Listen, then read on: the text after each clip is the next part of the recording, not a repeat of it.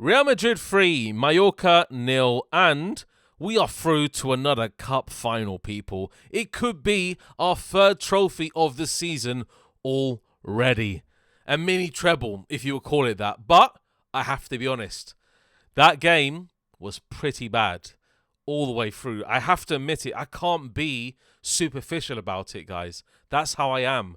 Real Madrid were very poor. And do you know what? Vini and Mbappe, I keep on saying it, they cannot play together.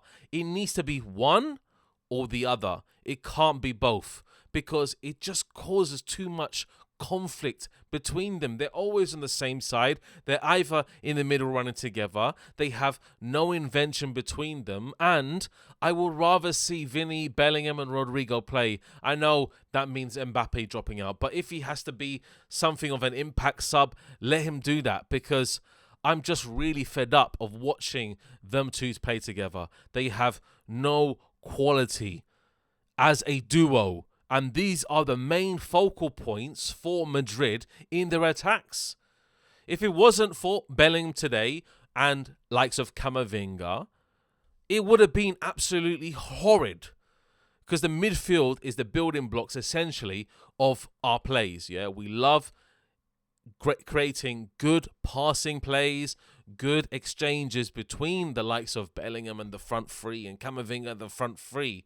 Yeah, and obviously when Valverde was on and then Ceballos came on, then we looked a different outfit when these guys have the ball. But then immediately when it goes to Mbappe and Vini, then we lose all kind of momentum in the attack. So why is that? What's happening? I've seen the off-camera stuff. I've seen the behind the scenes. I've seen the training. They look happy, friendly together. They they look like the best of mates, quite literally. But then when it comes to football, they just slow. They're lethargic. They don't actually know which direction they're going to. I don't think they're individually bad as players. We know they're not because Vini is probably one of the best players in the world, same as Mbappe. But what they lack in terms of cohesion, sometimes when they are by themselves and they don't have anybody around them, they're just lost for ideas. They're completely lost. And we need to look at it seriously. Ancelotti needs to look at it seriously because it's going to hurt us in the latter stages, and especially in the Super Cup final, which is going to be at 8 o'clock Spanish time on Sunday, which will be, I think, 7 o'clock UK time. And I'm just kind of lost for words at the moment. We're going to be playing Barcelona, and Hansi Flick is probably going to line up exactly the same way they played us last time and try and catch Mbappe offside countless times. And I think the way that Mbappe keeps on playing and keeps on hanging on the last man, trying to beat the defensive line, it's going to be the same situation where Mbappe is going to be offside all the time. So he just needs to hang on his man a little bit beforehand, and then when the pass is made, use your pace effectively, because Mbappe has the pace. We know he does, but he needs to use it effectively, wisely. Don't waste chances, because we had chances against Barcelona in the last match. We know we did because we saw it in the first half. And the amount of times that Mbappe broke that defensive line but was just inch offside. And I think with the Super Cup final, we want to get this trophy. We want to get one up on Barcelona because, well, we are already one up on Barcelona because we're top of the league and Barcelona are third, sitting many points behind Real Madrid. But you know what? We realize that Barcelona are probably going to be very, very up for that game. And this Super Cup final is a chance for them to get a trophy on the board for the season, gain momentum going into La Liga as well, back again, and then try and probably catch Atletico Madrid, try and catch Real Madrid, and build up from that cup win. But Real Madrid need to stop them in their tracks. And the only way to do that, I think, is to go very, very compact. I would love to see Camavinga, Valverde again, and Bellingham in the midfield. I don't know what's happened with Bellingham. I'm not sure if he pulled a hamstring, slight hamstring, because he looked like he was limping towards the end of the game. He was actually done out there. And Bellingham gave all his effort today. I have to admit, one of our better players, same as Camavinga.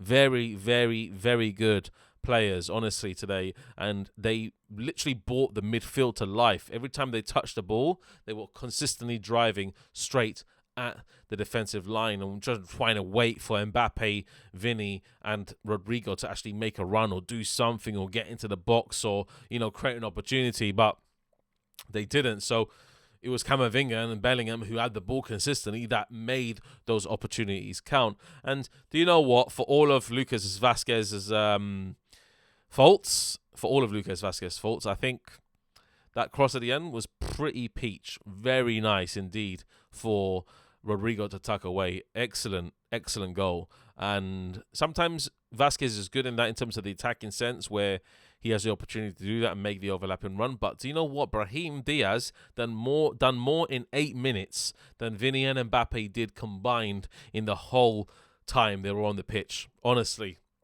And that touch from Brahim Diaz, that floated ball, absolutely on a plate for Vasquez to touch it down and obviously give the cross away to Rodrigo to tuck it away. But do you know that first goal there? Absolute rigmarole. I don't even know what was going on. It was absolutely mad. I don't know how Mbappe can be so close to the goal and still manage to hit the keeper. It's crazy. I know Mallorca had bodies on the line and he probably panicked at that time, but Bellingham took his time and he said, "Boof, we'll just calm it down, take it slow, slot it underneath the keeper's legs, and we're done." And it's a goal. And that just literally brought Real Madrid into the game more because before that, we were pretty awful. And we keep getting away with this, essentially. But getting away with it with a bit better because our clutch players actually come in a bit clutch now. So Bellingham, in the beginning of the season, didn't come up clutch. And Vini didn't, and Mbappe didn't. But now Bellingham is, at least one of our players is, So we just need to talk about Mbappe and Vini. What are they going to do to pull them out of this slump when they're one of the most two best players in the world? And if they can't pull themselves out of this slump, one of them needs to be dropped, absolutely. And do you know what? Mallorca didn't really do anything to threaten us across the match. I think our defense was solid, and I really like Rudiger's mannerisms. I think he's just such a solid defender. We just need someone next to me. Yes, Asensio can do a job, and we know that Tchouameni can do a job. And we just need someone next to Rudiger who's not going to be so injury-prone as Eder Militao to actually be more of a ball-playing centre-back and actually give a chance to start attacks, but directly pass it towards the midfield, and then the midfield can then initiate the attacks going forward. So, you know what? Asensio does a good job. Tchouameni does a good job. I can't really fault them, essentially. Mendy was decent, and Vasquez was decent, and Courtois had absolutely nothing to do all game, pretty much. So, yeah, that rounded up the match, essentially. And for me, Real Madrid look better now at the turn of the new year. They did just slightly before the new year as well. They look better. They're much more compact.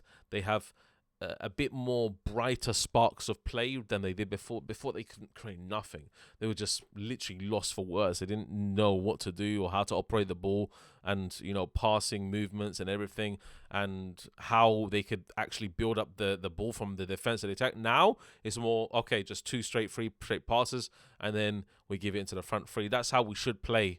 We need to play with more intensity, a bit more brighter, passing plays, passing movements, the way the players move as well. They need to be brighter. They need to be a bit more, snappy how they pass the ball and not so lethargic, just holding onto the ball, holding it consistently. And that's where I like players like Gula to be given a chances in these matches, and Modric, where, like we saw in the Copa del Rey, I know it was against Minera, but, it's a different story when you play Mallorca, but those guys can form very intricate passing triangles and just confuse and bamboozle opponents.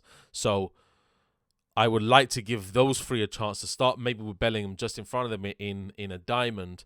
Yeah, obviously it's pretty crazy. I mean, if you start Bellingham and then put Camavinga, you put Gula and maybe Modric, and then if you put, let's say, Camavinga and then you put like Valverde there just to hold the back line a bit more, then yeah, you have a really, really solid passing team in the midfield, and all we need is just a very good striker to do that. So to finish it off, really.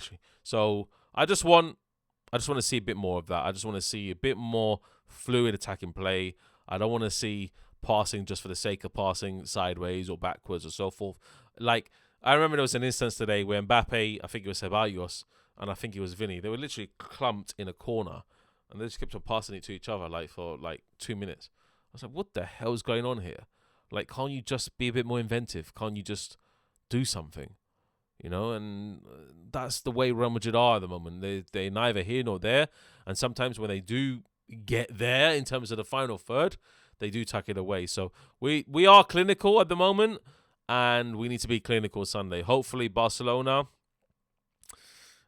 is not the best Barcelona that turns up, because Real Madrid are not playing the best, but it's a cup final. So I think Barcelona will see a different Madrid than what they saw last time, and that will give us a chance more to get, obviously, this trophy, and you know what, get a mini treble so far, and then maybe go for the other trophies as well in the season. Because yes, the Super Cup, and yes, the Intercontinental Cup, or the previously known FIFA World Cup, and the Super Cup of Spain are not the most glamorous trophies in the world, but they're still trophies, and they still count as honours. So let's just get them under our belt and beat Barcelona, get one up on them across the season, and then just progress with the rest of the season as per normal, qualify in the Champions League, do well in the Copa del Rey as well, and keep our top spot in La Liga. Obviously, Atletico Madrid play Osasuna, so they probably go on top of us again. But you know what? There's always more games to play. And Real Madrid versus Atletico Madrid in the beginning of February is going to be a big match. And hopefully we come up on top also there as well. And we just cement that first place for everything that is worth for the remainder of the season. So I'm just going to run through player ratings, guys. And I think overall we did really well. So I'm not going to criticize too many players. But Courtois, I'm going to give him a 6 out of 10. Didn't really have not much to do, so just average. Vasquez, good assist at the end. I gave him 7 out of 10. And decent play. He did get ripped a few times on the left, but on his side, sorry, on his right, but decent. Tchouaméni, decent as well. Just quite standard, so 6 out of 10. Rudiger the same. Mendy the same. Valverde was doing Valverde things again today. He always does Valverde things. You know, he's just always good. So 7 out of 10. Camavinga, between him and Bellingham, probably a toss-up for man of the match. I'm going to give Camavinga probably an 8 and Bellingham an 8.5, just because Bellingham scored that first goal. And Bellingham also played really well. Tirelessly running all over the pitch, tracking his man down, defensive runs as well. Very, very good from Bellingham. So I'm going to give Bellingham an 8.5, Camavinga an 8. Rodrigo, I'm going to give him 7. Obviously scored the last goal, but pretty much across the match he missed a few chances. Had chances obviously to square it across the box as well. He had one pass when I thought he was shooting, but he just completely fluffed the cross as well. Vini, 5. Mbappe 5. I can't just keep on repeating the same thing, but they just did nothing. They did nothing all game. And Vini, you can see when he was subbed off, he's just looking like this with his mouth open because he doesn't know what's going on. So Vini needs to snap out of it before this cup final on Sunday, because he's going to be our main focal point, and we really need Vini to turn up for the good of Real Madrid on that Sunday cup final. So guys, that's pretty much me done for today. Buenas noches, people. My name is David. It's time to end the stream. Take care, and we'll see you next time. Comment down below and let me know your thoughts. Like this video also, and we'll see you next time for another video. Take care, and don't forget, guys, to check my Andrew Tate video out. Really, really good. A really good watch, and I'm sure you're going to like it. Take care, guys. Have a good day.